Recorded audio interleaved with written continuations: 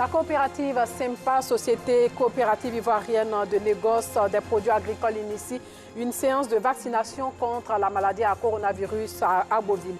Et puis mort du chef du groupe État islamique du Grand Sahara, il était la cible prioritaire de la France et de ses alliés au Sahel.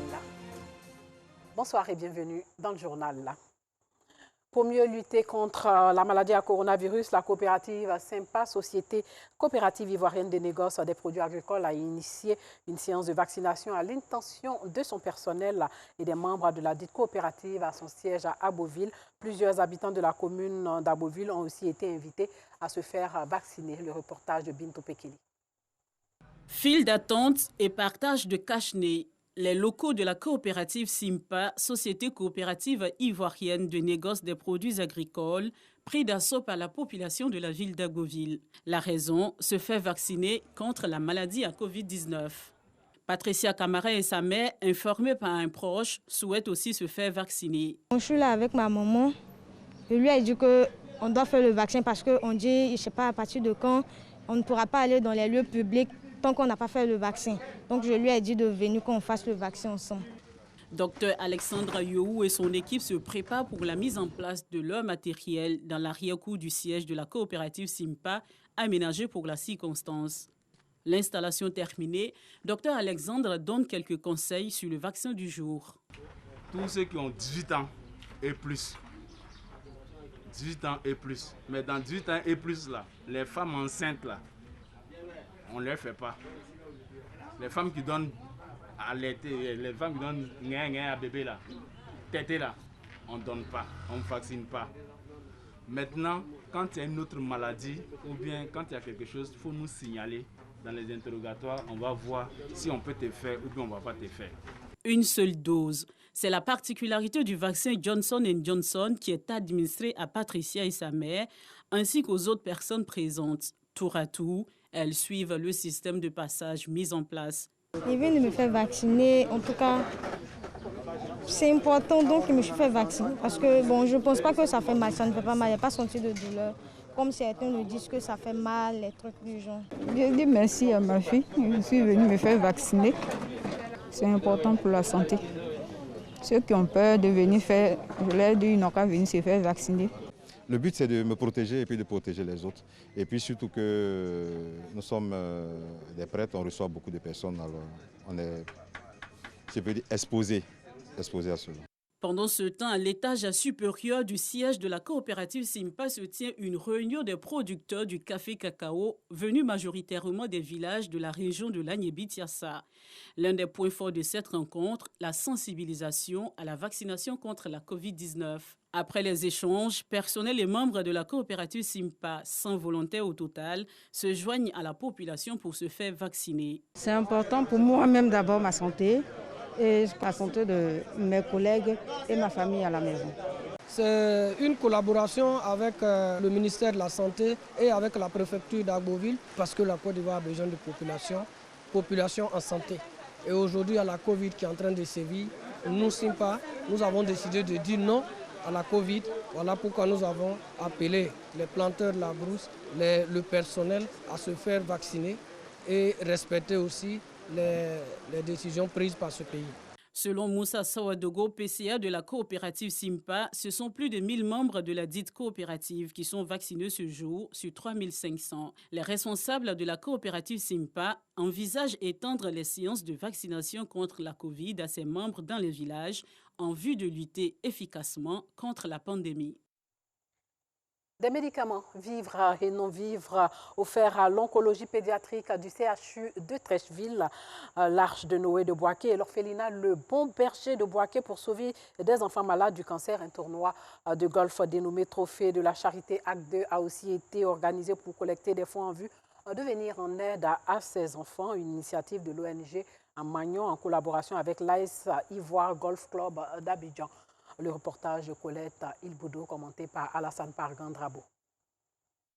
Offrir des médicaments, vivres et non-vivres, pour venir en aide aux enfants de l'oncologie pédiatrique du CHU de Trècheville, l'Arche de Noé de Boaké et l'orphelinat Le Bon Berger de Boaké. C'est tout le sens de ce tournoi de golf dénommé Trophée de la Charité Acte 2, une initiative de l'ONG Magnon en collaboration avec l'As Ivoire Golf Club d'Abidjan.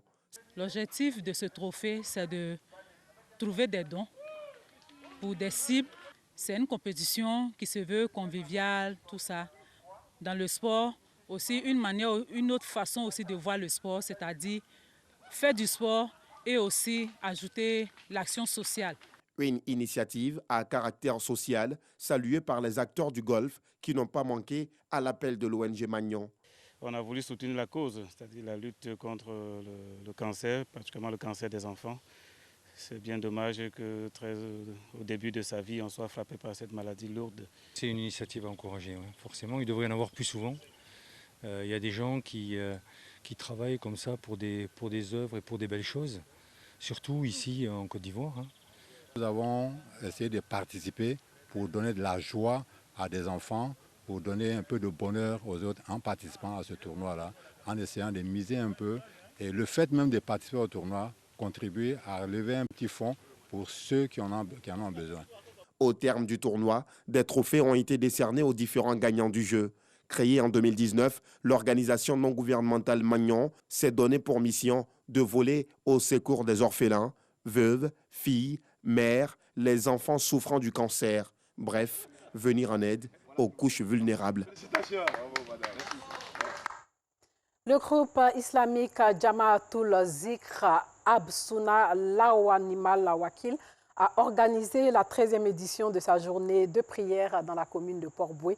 Une cérémonie qui marque la lecture intégrale du Coran plus d'une dizaine de fois, occasion également pour les hommes de Dieu de prier pour la paix et la cohésion. En Côte d'Ivoire, à Alassane Paragendrabo.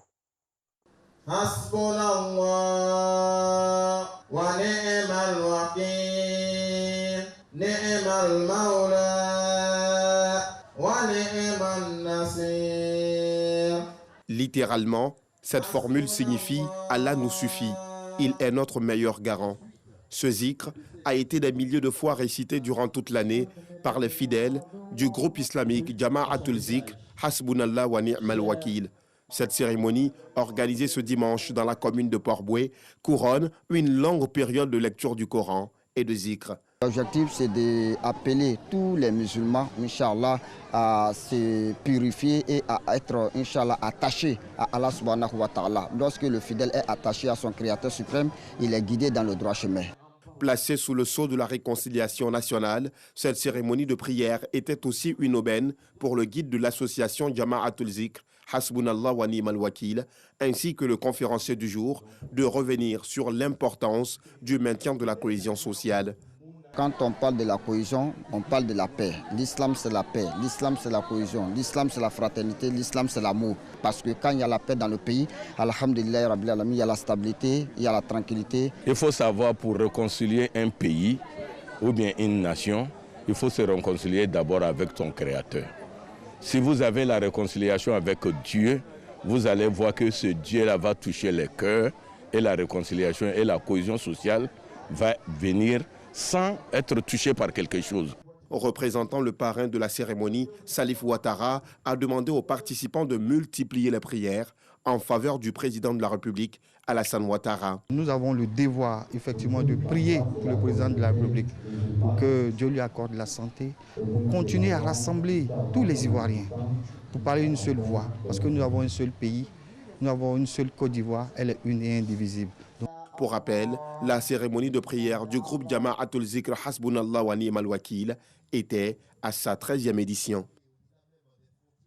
C'est reparti pour le FESCO, le Festival culturel Doumé, qui a sa 2e édition. Lors de cet événement culturel, Gagou, Gouro et Baoulé entendent mettre en avant leurs us et coutumes, tout ce dont regorge en tout cas cette partie du centre-ouest de la Côte d'Ivoire, remis au goût du jour au FESCO. Anicette Conan.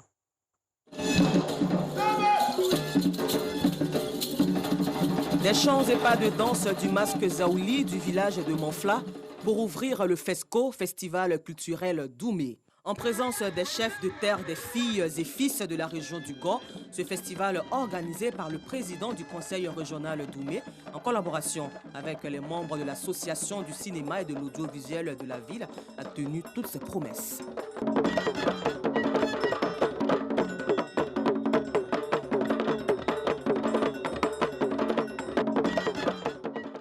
Les organisateurs satisfaits de la réussite entendent associer à la prochaine édition les différentes communautés de la ville.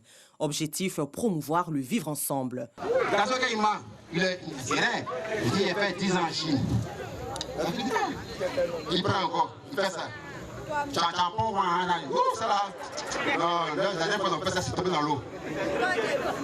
Meublé par des concours de tresse, le festival culturel Doumé est une initiative pour valoriser les us et coutumes de cette ville du centre-ouest ivoirien.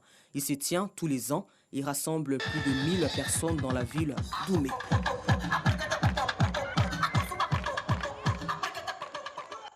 Un mot de sport avec la finale du tournoi de Maracana dénommé la Grande Liga à Yamoussoukro. La formation du 3e arrondissement s'est adjugée la 5e édition devant l'équipe d'Alio Bokara. Le reportage de Patrick Dadier de RTI Sport. Le Bakro, situé à l'entrée de Yamoussoukro, était en fait le samedi 11 septembre 2021. La finale de la 5e édition de la Grande Liga entre l'équipe de Logbakro en vert et celle du 3e arrondissement était le point culminant de cette fin de vacances. Le tournoi débutait le 7 août avec 16 formations reparties en 4 poules de 4 à drainer du monde. Au terme d'une partie plaisante, bien que dominée de bout en bout par Logbakro, c'est finalement au tir au but que le 3e arrondissement plus adroit enlève l'édition 2021. Aujourd'hui, ça n'a pas marché car le 3e arrondissement était la meilleure. Mais on ne se décourage pas. Les deux équipes, il n'y a pas eu de blessés. C'est l'essentiel. La meilleure équipe était le 3e arrondissement. J'espère que l'année prochaine sera la bonne. Nous avons un sentiment d'amour, de fraternité. Pourquoi? Parce qu'on a pu atteindre l'objectif qui a été fixé depuis le début de cette aventure-là. Donc au début de ce tournoi, nous avons prôné la cohésion sociale, nous avons prôné le respect, nous avons prôné le fair play, nous avons prôné l'amour entre toutes les communautés vivant dans le district de Yamoussoukro. Le 3e arrondissement, vainqueur de cette édition, succède ainsi à la formation de gaz de Saint-Fra et reçoit ses lots d'aimés du parrain Eric Atikura. Nous avons observé ici une jeunesse unie, nous avons observé ici une jeunesse soudée. Alors une jeunesse soudée, c'est très bien et l'esprit fair play y est resté et a demeuré. Alors c'est une fierté pour nous également de soutenir les jeunes et d'apporter tout ce que nous pouvons. Rendez-vous est pris en 2022, toujours avec le même objectif, raffermir les liens de fraternité, de convivialité et d'amitié entre les fils et filles de Logbakro. Sachez que les dirigeants de l'Afrique de l'Ouest discutaient aujourd'hui de la future transition en Guinée après le putsch contre le président Alpha Condé et des mesures à prendre pour favoriser le rétablissement d'un pouvoir civil sans écarter a priori d'éventuelles sanctions. La communauté économique des États de l'Afrique de l'Ouest a déjà suspendu la semaine dernière la Guinée de ses instances et dépêché le 10 septembre dernier à Conakry une mission qui a pu rencontrer le chef de putschistes, le lieutenant-colonel Mamadi Doumbouya et Condé lui-même. Mort du chef du groupe État islamique au Grand Sahara depuis plus d'1 an et demi, il était la cible prioritaire de la France et de ses alliés au Sahel. Adnan Abou Walid al-Sahraoui était considéré comme le plus impitoyable chef djihadiste de la zone. C'est dans la nuit d'hier à aujourd'hui donc que Paris a annoncé qu'il avait été neutralisé par les forces françaises lors d'une opération menée à la mi-août dans la forêt d'Angarou, dans le Likpato malien, aux confins du Mali, du Niger et du Burkina Faso. Alassane Drabo revient sur la mort de Abou Walid al-Sahraoui. Fin de parcours pour Adnan Abou Walid al-Sahraoui. Le terroriste chef de l'État islamique au Grand Sahara a été assassiné par les forces françaises de l'opération Barkhane. D'abord cofondateur du Moujao, le mouvement pour l'unicité du djihad en Afrique de l'Ouest, al-Sahraoui s'est très vite imposé comme chef de l'État islamique dans le Grand Sahara, avec pour ambition d'étendre l'organisation terroriste dans toute l'Afrique de l'Ouest. Pour y parvenir, Abou Walid al-Sahraoui entame l'implantation de cellules djihadistes au Niger et au Burkina Faso. Puis, il fait subir des atrocités de tout genre dans la zone dite des 3 frontières, des carnages qui emportent dans leur sillage des villages tout entiers. En août 2020, il ordonne personnellement l'assassinat de 6 travailleurs humanitaires français au Niger. La mort d'Adnan Abou Walid al-Sahraoui se présente donc pour la France comme un succès majeur dans la lutte contre le terrorisme. Sa mort n'est cependant pas, selon plusieurs experts, la fin de la terreur dans cette partie de l'Afrique. L'État islamique dans le Grand Sahara n'a cessé ces dernières années de former ses membres et surtout de diversifier ses bases au Niger et au Burkina Faso. Objectif, se démarquer du GESIM, groupe de soutien à l'islam et aux musulmans, d'Iyad Aggali, basé au Mali. Ce dernier, qui a massacré en juin dernier le village de Solhan au Burkina Faso, est selon Barkhane le prochain ennemi à abattre avant sans doute le départ effectif et l'arrivée de Takuba, la nouvelle armée composée de forces européennes. Dans le même temps, le président somalien Mohamed Abdullahi Mohamed a retiré aujourd'hui même les pouvoirs exécutifs du Premier ministre Mohamed Hussein Roble dans un nouvel épisode de tension entre les deux hommes. Selon un communiqué du bureau du président Farmajo, le Premier ministre a violé la constitution de transition de sorte que ses pouvoirs exécutifs lui sont retirés, notamment ses pouvoirs de destitution et ou de nomination de dirigeants jusqu'à ce que les élections aient lieu. Les deux hommes qui nourrissent des relations tendues depuis plusieurs mois déjà se sont ouvertement opposés à 2 reprises ces 10 derniers jours au sujet de limogeage et de nominations à des postes cruciaux au sein de l'appareil sécuritaire. Et c'est sur cette information que s'achève ce journal. Merci de l'avoir suivi et portez-vous bien.